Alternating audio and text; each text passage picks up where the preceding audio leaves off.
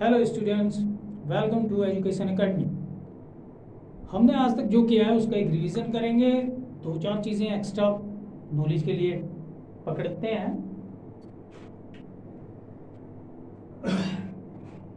हम जहाँ से शुरू हुए बेसिक्स की बात करते हैं। तो हमने पहला यूज लिया बी का, be as a main verb,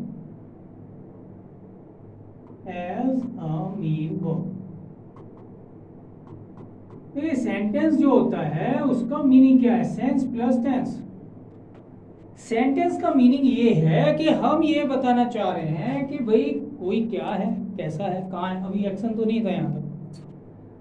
अब ये हम किस तरह से बता सकते हैं कि भाई हमने किसी व्यक्ति को लिया और वो एज ए सब्जेक्ट जो स्पीकर है उसको जानता है और जो लिसनर है वो भी जानता है। हम बी को सीधे लगाते हैं अगर एक्शन नहीं है तो।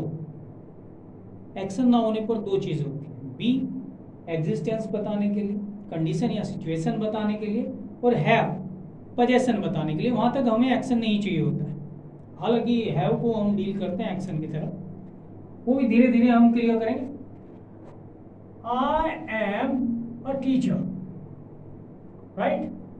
अच्छा, बी जो है जब हम यूज करते हैं तो ये याद रखें कि जो दोनों ओर आई हुई चीज है, यानी लिंकिंग वर्ब जो काम कर रही है, लिंक कर रही है, दोनों ओर एक ही व्यक्ति के, एक ही वस्तु के बारे में बात होती है। जबकि हैव में ऐसा नहीं है। हैव में जो पोजेशन है वो अलग चीज है, वो व्यक्ति नहीं। ये अंतर है। Are you angry with me, काम तो कुछ नहीं हो रहा है, एक पोजीशन बताई गई है, कंडीशन बताई गई है, और उसको हम पूछ भी सकते हैं, बता भी सकते हैं।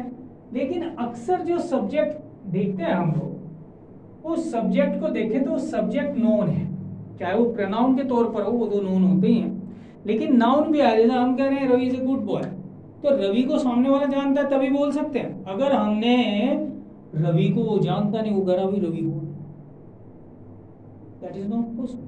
अगर हम किसी के बारे में बता रहे हैं और वो नोन है, known to the speaker and known to the listener, दोनों उसको जानते हो, इस नोन सब्जेक्ट को अगर बिना एक्शन के यूज किया गया तो हमें बी को यूज करना होता है। मैकेनिज्म के तहत भी मैं सारी चीजें क्लियर कर रहा हूं। अगला हमने एक यूज देखा नेक्स्ट डे, और वो यूज था इंट्रोडक्टरी देयर का। यहां पर मैंने इंट्रोडक्टरी नहीं लिखा है, तो introductory there a word without meaning या दैट हैज नो मीनिंग, इसका अपना मीनिंग तो है नहीं। यहां पर जो सब्जेक्ट हम उठाते हैं ये अननोन होता है, चाहे ये पर्सन हो या तो कोई थिंग हो, अननोन पर्सन और थिंग। तो सब्जेक्ट के तौर पर जो लिया गया वो या तो अननोन पर्सन है, व्यक्ति है कोई, या तो अननोन कोई चीज है। हमने यहां पर क्या बताया भाई? There is a big tree in front of that house. तो हमने जो कहा वो ये कहा कि उस मकान के सामने, इन फ्रंट ऑफ का मतलब होता है सामने, राइट। एक बड़ा पेड़ है, तो जिसे हम बता रहे हैं उसे मालूम नहीं था। फर्स्ट टाइम दी जाने वाली जानकारी या पूछे जाने वाला कोई भी इंफॉर्मेशन उसको हम देयर के जरिए ही देते हैं। ये बात मैंने बहुत क्लैरिटी के साथ देयर के चैप्टर वाले जब मैंने वो कराया था इंट्रोडक्टरी देयर, तो उस लेक्चर को आप एक बार देख सकते हैं अगर और ज्यादा क्लैरिटी चाहिए। There was no one there, वहां कोई नहीं था, इसका मीनिंग नहीं होता है। इसको हम इन्वर्जन में अगर पढ़ते हैं तो ये जो देयर है ये कहलाता है एडवर्ब ऑफ प्लेस। तो जब एडवर्ब ऑफ प्लेस को हम शुरू में रख देते हैं कई बार तो इन्वर्जन लगता है। इन्वर्जन यानी क्वेश्चन फॉर्म शुरू हो जाती है, वर्ब प्लस सब्जेक्ट। उसको समझो, बहुत गहराई में जाना पड़ेगा, उससे बढ़िया क्या फिलहाल इसे ही समझ लें। मैंने इसको एक और अच्छे ढंग से बताया है, इसका क्लैरिटी जो है वो कई बार बच्चा इससे नहीं ले पाता कि यार सब्जेक्ट अननोन है कि नहीं। तो मैंने ये बताया कि कभी कोई प्लेस हम पहले बोलते हैं हिंदी में हम लोग प्लेस पहले नहीं बोलते जल्दी से, वो तभी बोलते हैं जबकि हमें कोई अननोन सिचुएशन बतानी होती है। तो ऐसे में हम देयर का यूज करते हैं, ये भी बी के ही अंडर हमने लिया है। इट का यूज हमने क्यों किया, क्योंकि हमारे पास सब्जेक्ट था ही नहीं। whenever we have no subject we have to use it as a subject। ये एक रूल है, ये आगे जाएंगे तो इन्फिनेटिव में भी यूज होता है, राइट? ये बहुत जगह यूज होगा। हम लोग जो बारिश वाला सेंटेंस बनाते हैं तो उसमें अक्सर हवा चलने का सेंटेंस बनाते हैं, गर्मी होना, ये तो खैर बी में ही आ गया। एक्शन में भी जाते हैं तो इट अपना पूरा काम करता है। एक्शन में देयर को हम उतना जरूरी यूज नहीं करते, यानी आप लोग ना भी करें एक्शन में, जैसे देयर लिव्ड अ बिग, या फिर हम कहें कि स्टॉर्म एलिफेंट, तो एक्शन में कर सकते हैं, लेकिन हमें बी में जरूर याद रखना चाहिए कि भाई इजारम बोध वर्ग के साथ यूज करना तो जरूर कर लें, बी में इतना जरूरी नहीं। तो हमारे पास जब सब्जेक्ट नहीं है तो सिचुएशन क्या बनती है, वेदर की, टाइम की, या फिर सीजन की। हम केवल इतनी जानकारी दे रहे हैं, आज दिन कौन सा है, महीना कौन सा है, या फिर साल कौन सा है। हम ये नहीं बता देंगे कि साल में 365 दिन, ये एक डिटेल है। इसको बहुत सी बार मैं देखता हूँ कि बच्चे उसमें गलतियां करते हैं। वो क्या करते हैं कि उन्हें लगता है कि यार साल के बारे में बात आ गई, अभी ये टाइम है। नहीं नहीं, टाइम वहाँ नहीं। हम जब बता रहे हैं कि कौन सा ईयर चल रहा है, दैट इज टाइम। वजह क्या है, दैट इज टाइम, राइट? तो इट इज हॉट टुडे, यानी आज गर्मी है, मीनिंगलेस है, ये डमी इट कहलाता है। इंट्रोडक्टरी इट भी बोलते हैं, ये इंट्रोडक्टरी देयर ही कहते हैं, इसको डमी कम बोलते हैं। Is that clear? तो ये दो वर्ड जो हैं ये पूरी तरह मीनिंगलेस होते हैं, right? 3 o'clock, it was 3 o'clock। O'clock के बारे में एक एक्स्ट्रा डिटेल मैंने बताई थी, अगर याद है तो उसे थोड़ा ध्यान से समझें कि ओ क्लॉक केवल तब ही आ सकता है जब मिनट हैंड हमारा 12 पर। अगर यहां पर मिनट हैंड है तो ओ क्लॉक लिख सकते हैं, बोल सकते हैं, अदरवाइज नहीं। हालांकि बोलने के लिए तो किसी को रोक ही नहीं सकते हैं, कैसे भी बोलो, बोलने की बात है, बोलने में काफी छूट मिलती है हमें, लेकिन रिटर्न में थोड़ा ध्यान तो रखना पड़ेगा। और फिर चीजों को समझना है किस तरह से कौन सी चीज कहां पहुंची। तो ये ओ क्लॉक किस लिए होता है ये मैंने बताया हुआ है, इसे एक बार देख लेंगे आप इट के जरिए अगर देखना चाहेंगे। और अगर क्लैरिटी है तो कोई बात ही नहीं है। यहाँ पर बी का यूज केवल और केवल किसी का होना, कहां पर, कैसे, बस ये बताना होता है। देयर का यूज फर्स्ट टाइम कोई इंफॉर्मेशन प्रोवाइड करना होता है, और इट का यूज इसलिए होता है कि हमारे पास सब्जेक्ट नहीं है। Is that clear? यहां तक हम बात समझ गए। नेक्स्ट पर चलते हैं भाई।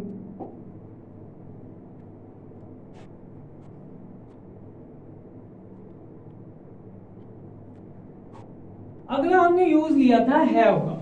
देखो वो बी के ही यूज थे, लेकिन उसमें दो एक्स्ट्रा यूजेस हमने देखे, देयर जो कि इंट्रोडक्टरी देयर कहलाता है, और इट। हैव का जो हम यूज लेते हैं एज अ मेन वर्ब, ये केवल पोजेशन के ही लिए ज्यादातर हम लोग यूज करते हैं। इस सेंस में आईएनजी फॉर्म नहीं होती है, हैव की हैविंग वाली आईएनजी फॉर्म नहीं होती है।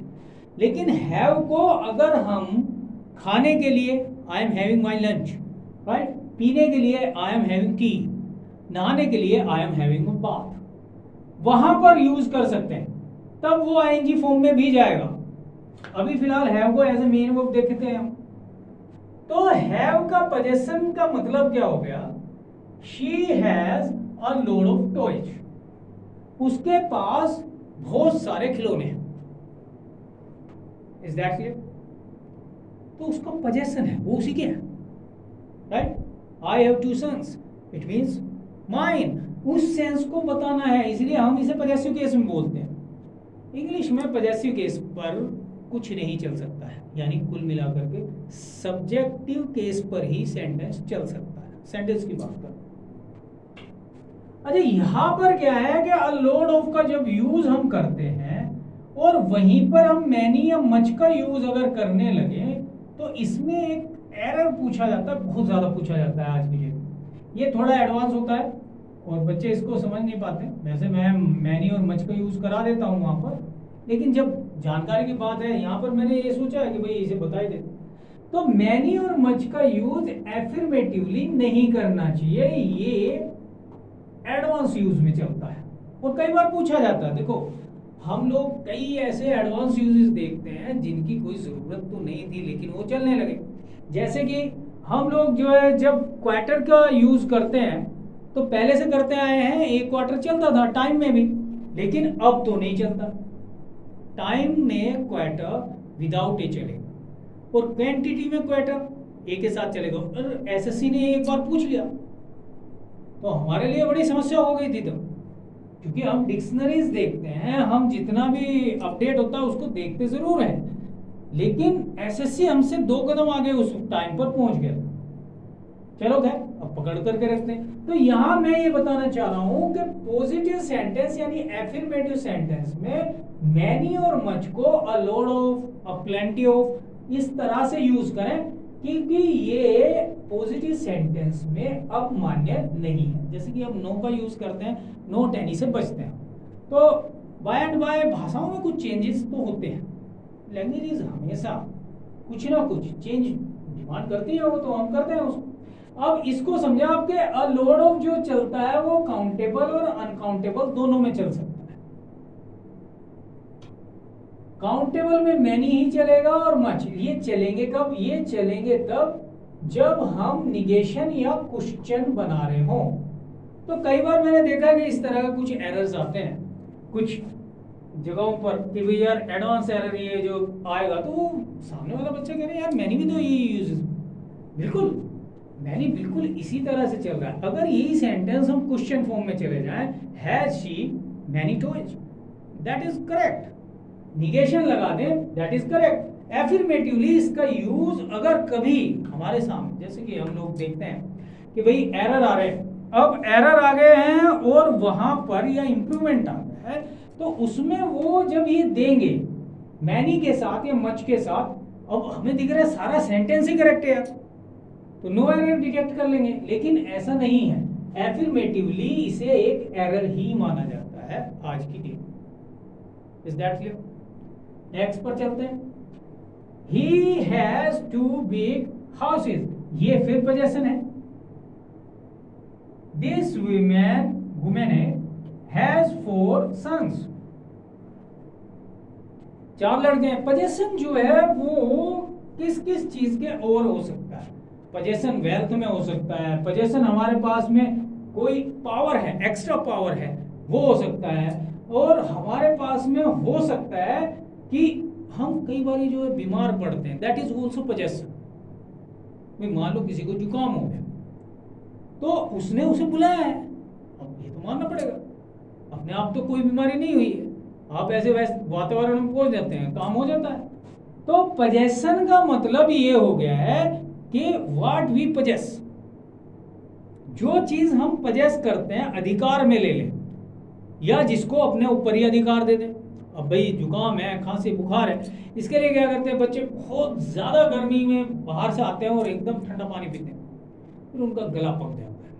तो इसके लिए क्या करना होगा भाई? पोजेशन ही तो है। पोजेशन किस किस चीज पर हो सकता है? बीमारियों पर हो सकता है, तो खूबियों पर भी हो सकता है, अच्छाइयों पर, बुराइयों पर हो सकता है। तो जब वो गुण को आप पोजेस करते हैं, आप हैव में पहुंच जाते हो। Is that clear?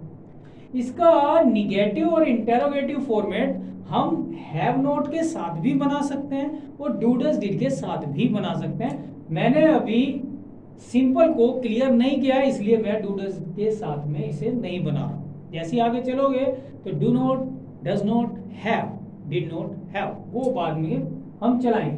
तो क्वेश्चन फॉर्म के लिए तो हमें कुछ खास करना ही नहीं होता है, पहले के 2 वर्ड्स को बदलते हैं, क्वेश्चन हो जाएगा और तब मैनी ठीक हो जाएगा। इसमें मैंने जो बताया उसको थोड़ा समझने की कोशिश करें कि तब ये मैनी ठीक हो सकता है कि हैज शी मैनी टॉयज या a load of toys. A load of सब जगह चल जाएगा, लेकिन मैनी और मच क्वेश्चन और निगेशन में ही चलने चाहिए। Is that clear? ये जानकारी आपको मिल गई है। नेक्स्ट वन पर चलें तो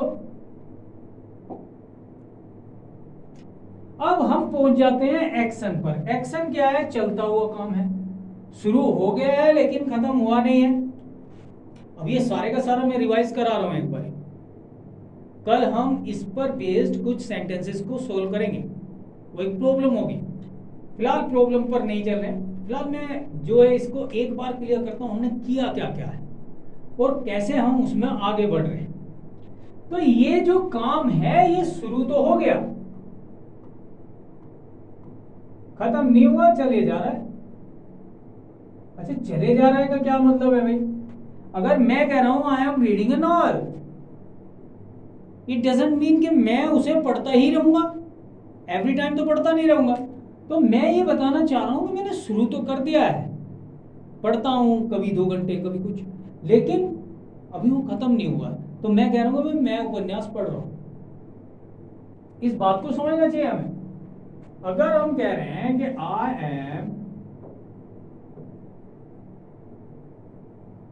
रीडिंग अ नॉवल, तो इसका मतलब है कि पढ़ तो रहा हूं, लेकिन ऐसा नहीं है कि 24 घंटे उसे पढ़े हुए। उपन्यास इतना बड़ा होता है यार, कई बारी तो बहुत बड़े बड़े हम नॉवेल्स देखते हैं। तो अगर मैं उसे पढ़ रहा हूं तो इसका मतलब ये नहीं कि अब भी पढ़ ही रहा हूं, तभी जरूरी है। लेकिन काम बीच में है, ये बात बताने के लिए हम उसे ऐसे बताते हैं। ये तो बात आप लोग जानते भी हैं, फिर भी मैं जो है 2-4 बातें एक्स्ट्रा में बता रहा हूं।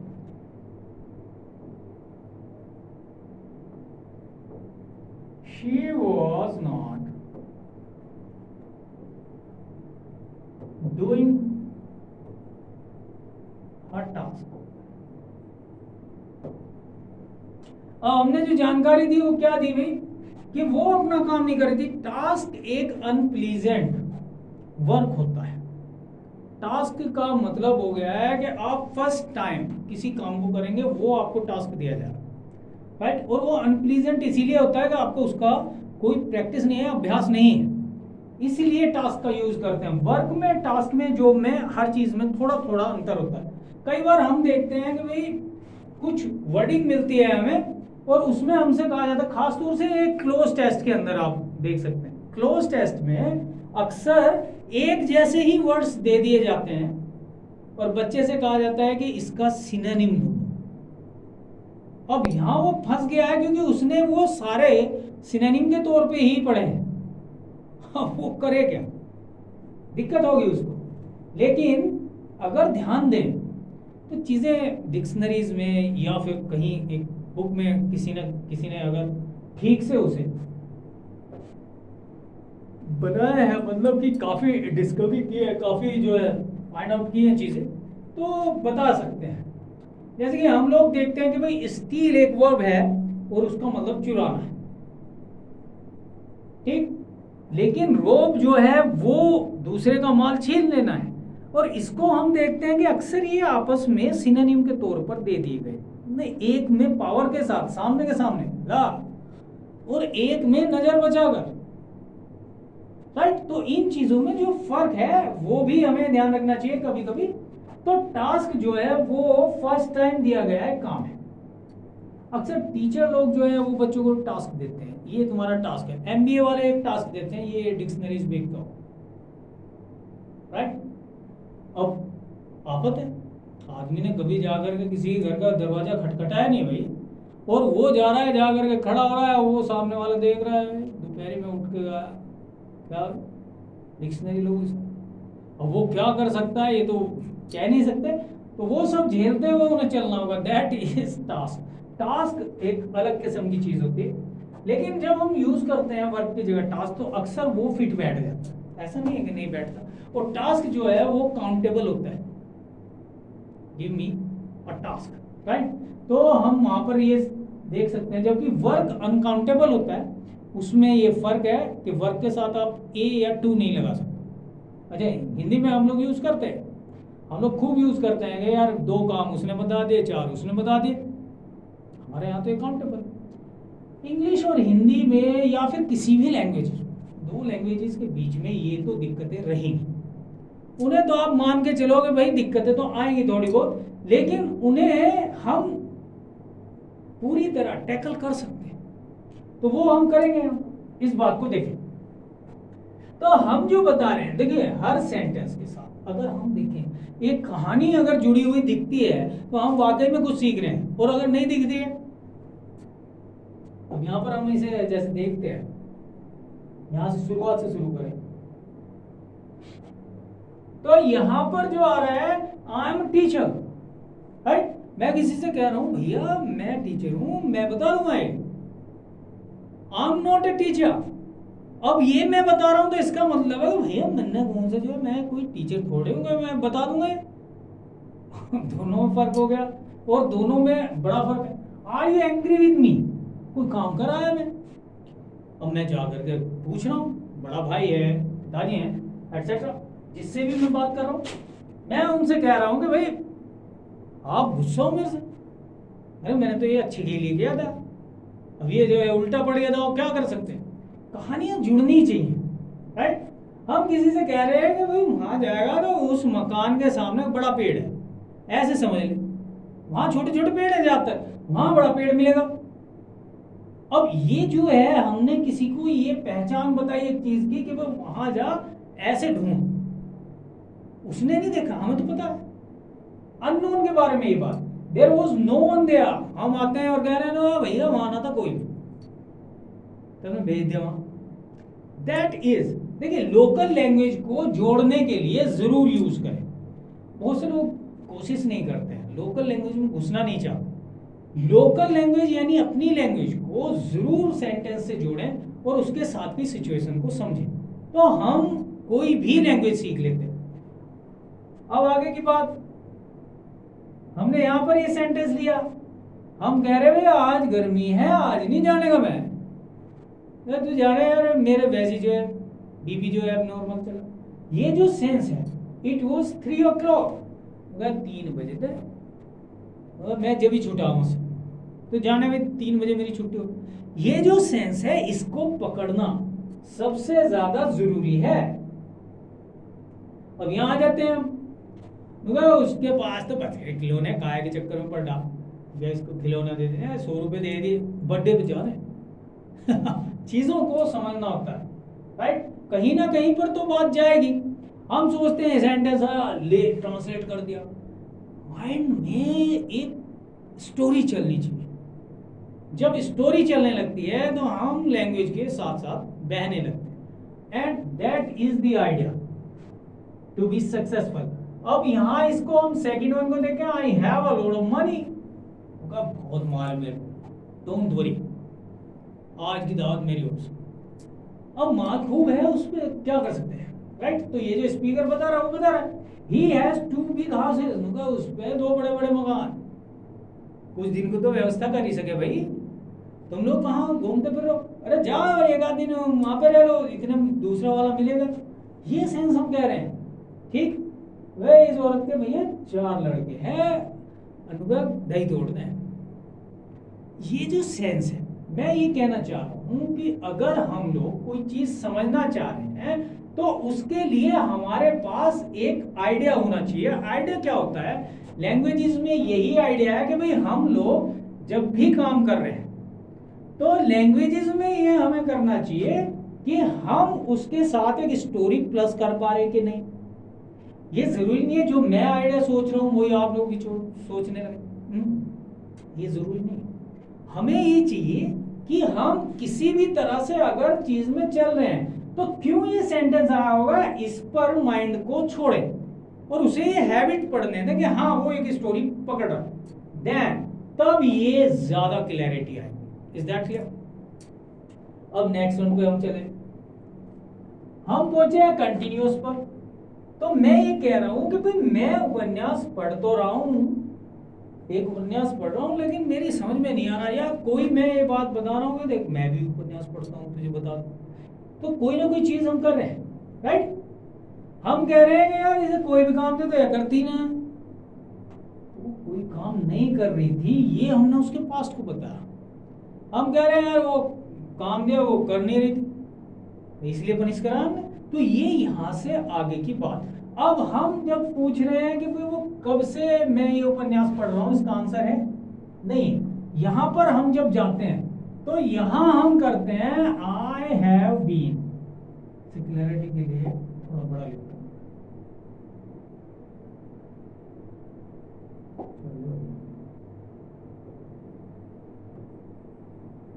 I have been reading a novel. अब चूंकि ये बड़ी चीज है, मैंने पहले भी बताया, 4-5 डेज, 5 दिनों से पढ़ रहा हूं। मैं रोज पढ़ता हूँ, बीच में रुक जाता हूँ, फिर कोई और काम करने लगता हूँ, फिर पढ़ता हूँ। शुरू कब किया? 5 दिन पहले कर रखा। यहाँ कब शुरू किया पता नहीं है। अच्छा, बहुत सी बार मैं देखता हूँ स्टूडेंट्स को, अक्सर उन्हें ये आदत पड़ ही नहीं पाती कई बार समझाने के बाद। बहुत से स्टूडेंट्स, कारण क्या है कि वो फास्ट ट्रैक पर चलना चाहते हैं, तो वो क्या करते हैं कि जब भी परफेक्ट कंटिन्यूअस आता है उसे कंटिन्यूअस में बना देंगे, वो उसे वहीं बनाएगा। I am reading an novel 4-5 days, that is totally wrong. ये सही नहीं है किसी भी तरह। आप कंटिन्यूअस और परफेक्ट कंटिन्यूअस में जो अंतर है, जो उसका डिफरेंस है, इन्हें डिस्टिंग्विश करना बहुत ज्यादा जरूरी होता है, अदरवाइज गड़बड़। और ये गलत ही माना जाएगा कि इसे आप जो है बी के ही साथ बना, ये है और बी दोनों के साथ बनेगा।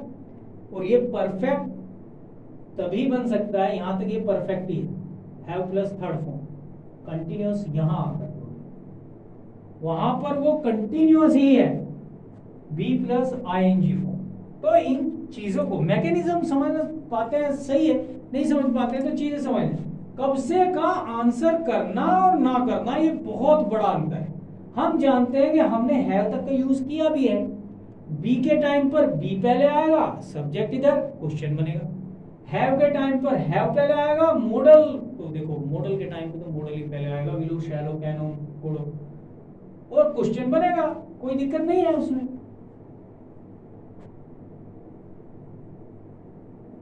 Had you been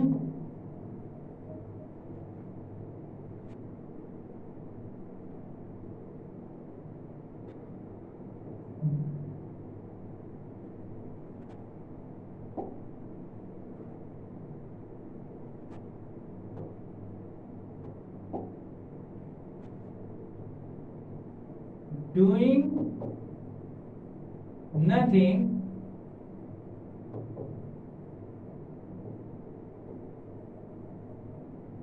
for half an hour,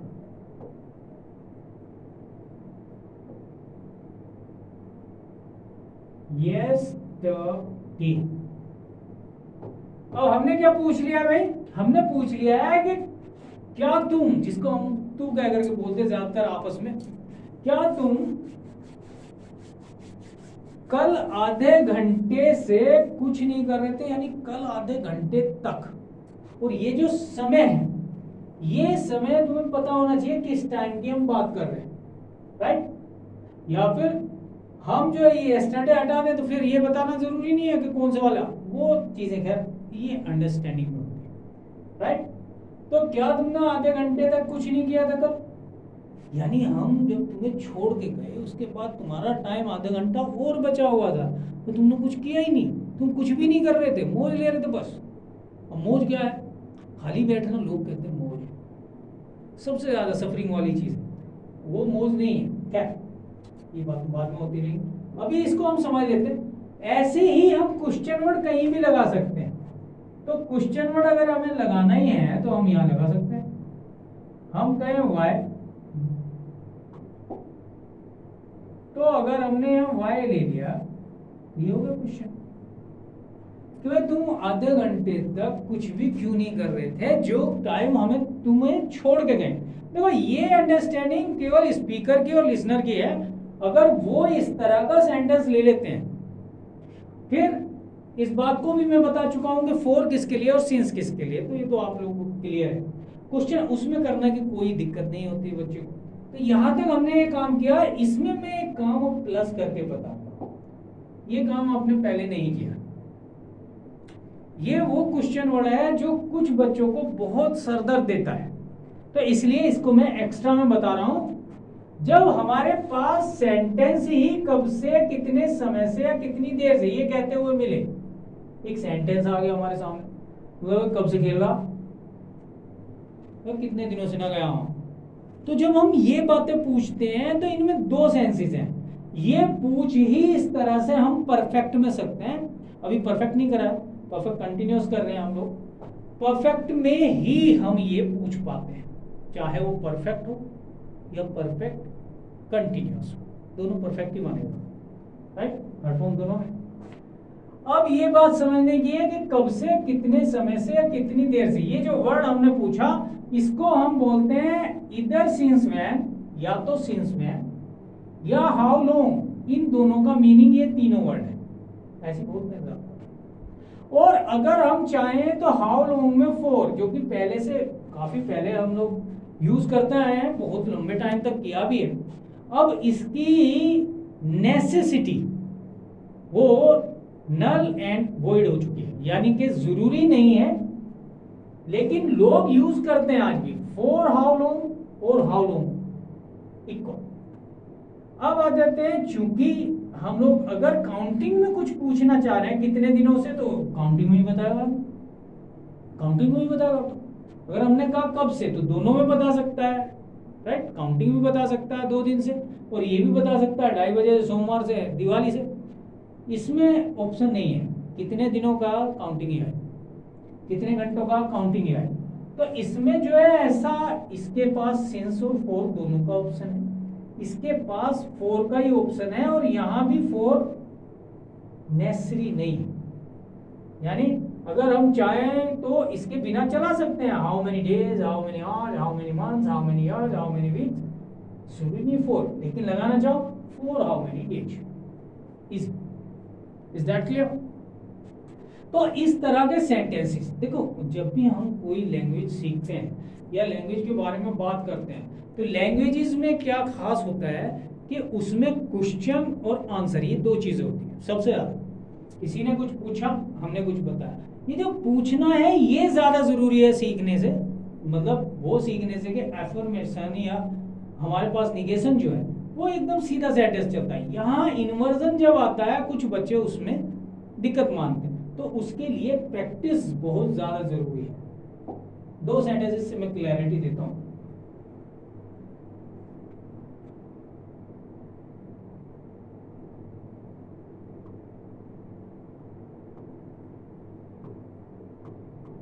वह कब से इस शहर में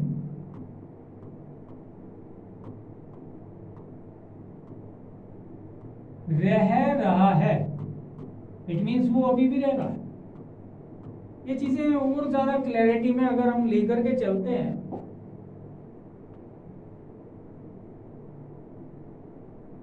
तो उसके लिए अभी क्वेश्चन फॉर्म है, तो हमारे पास एक क्वेश्चन वर्ड है, इसी को हम कह सकते हैं कितनी देर से। अगर हम कहीं पर और चीजें लगाना चाह रहे हैं, कितने दिनों से, कैसे भी, फिलहाल तो यही आ गया। अब हम इसके लिए दोनों ऑप्शन देख लेते हैं एक बार। सिंस व्हेन, अच्छा अकेला व्हेन ये सेंस नहीं दे पाएगा भाई, अकेला व्हेन ये सेंस नहीं दे सकता है। सिंस व्हेन एक अलग चीज है और व्हेन एक अलग चीज है। व्हेन का मतलब कब है, और इसके लिए हम लोग बाउंड नहीं होते, जबकि सिंस व्हेन का मतलब कब से है या निश्चित है, उस बात को समझ लीजिए। इसी को हम चाहें तो हाउ लॉन्ग भी बोल सकते हैं और फॉर हाउ लॉन्ग भी बोल सकते हैं। इसे मैं बार बार इसलिए बता रहा हूं कि मॉडर्न इंग्लिश में लोग फॉर का यूज करते नहीं है,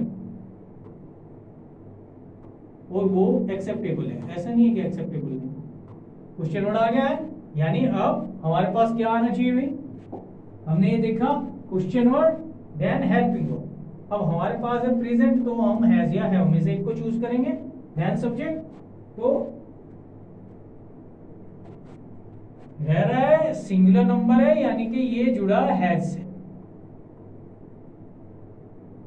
अब हैज के बाद सब्जेक्ट देखना है, सब्जेक्ट कौन है, ये एक लड़का है क्योंकि रहा आ रहा है वहां पर, कोई लड़की होता तो रही आ रहा होता, हम लोग ऐसे पकड़ते हैं अपने आप, हैज ही। अब उसके बाद क्या आना है, नोट तो है नहीं, बी नहीं आएगा, बीन बजाओ, आईएनजी फॉर्म देनी है।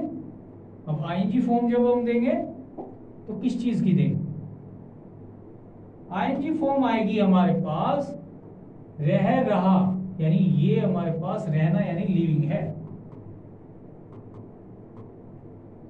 लिविंग स्टेइंग इन दोनों में कोई खास फर्क नहीं होता वैसे, लेकिन स्टे हम करते हैं तो उसकी एक लिमिट होती है।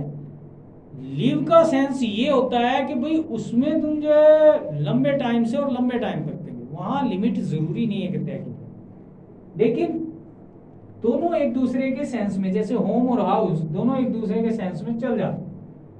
ही है, अच्छा ये हो गया भाई, हैज ही बीन लिविंग कहाँ पर, इन दिस सिटी।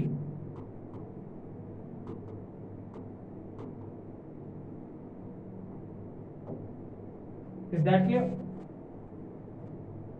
अच्छा, चाहे हमारे पास कंटिन्यूअस हो या परफेक्ट कंटिन्यूअस हो, दोनों में ही फ्यूचरिटी बहुत कम यूज होती है। अब परफेक्ट कंटिन्यूअस में तो ना के बराबर होती है, फिर भी अगर करना चाहें तो करते रहते हैं। एक सेंटेंस और ले रहे हैं भाई,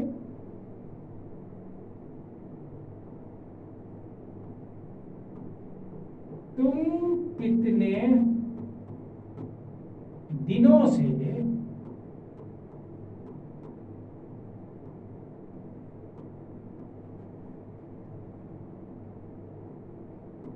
स्कूल नहीं जा रहे हो। एक निगेशन भी ले लेते हैं ना क्वेश्चन। अब ये जो पहुंच रहा है सेंटेंस, ये भी परफेक्ट कंटिन्यूअस है और परफेक्ट कंटिन्यूअस भी प्रेजेंट का है। तो चाहो तो दोनों में पास्ट ले सकते हो, दोनों में ऐड आ जाएगा, लेकिन प्रेजेंट के अंदर सिंगुलर प्लूरल का जो कंसेप्ट है वो कभी भी खत्म नहीं होता। तो इसलिए ये समझना पड़ता है कि भाई यार कौन से वाले पे। खैर, अब सिंस व्हेन यहाँ पर नहीं आएगा ना, हाउ लॉन्ग ये काम कर सकता है।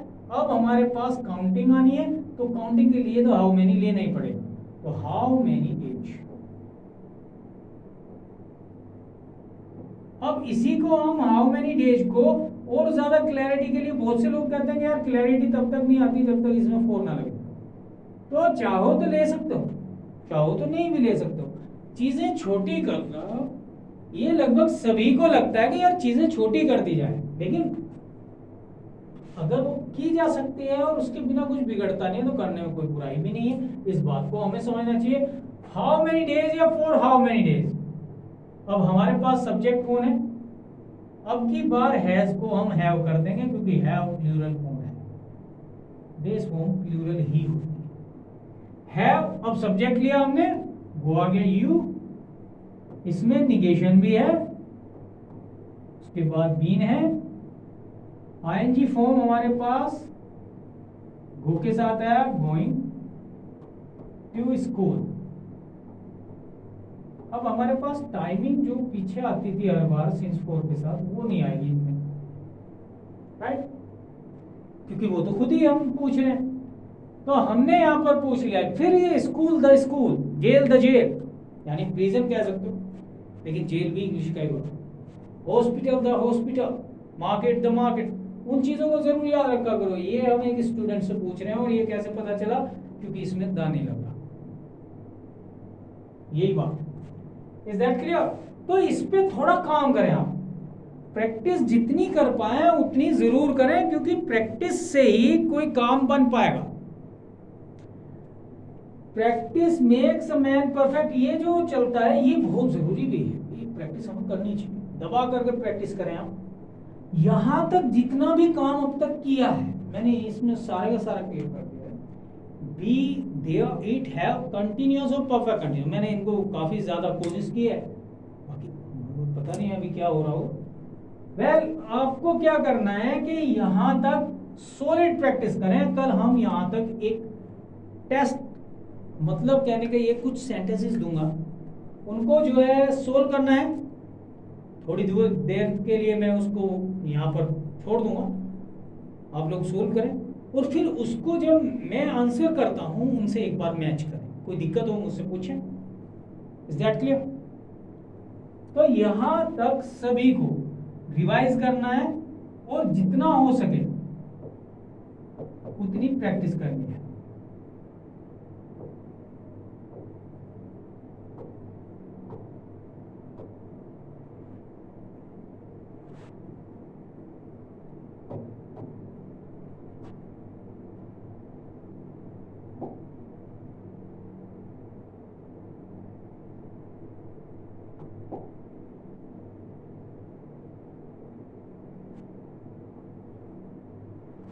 Is that clear? 10 से लेकर 15 सेंटेंसेस को हम कल क्लियर करेंगे और उनमें हम सारे यूजेस में एक बार जा करके देखते हैं कि कहीं कोई कमी तो नहीं है, देन हम आगे बढ़ें। फिर इससे बड़ा आइडिया जो भी आ सकता है उसको लाते रहेंगे। Is that clear? तो अपना ध्यान रखें और इस सारे के सारे लेक्चर को शुरू से लेकर आखिर तक अच्छे से देखें। कहीं कोई कमी लगती है, कोई चीज़ मैं नहीं बता पाया हूँ या आपको पूछनी है जो मैं बताऊँ तब ज़्यादा क्लियर हो तो मुझे बता दें। Is that clear?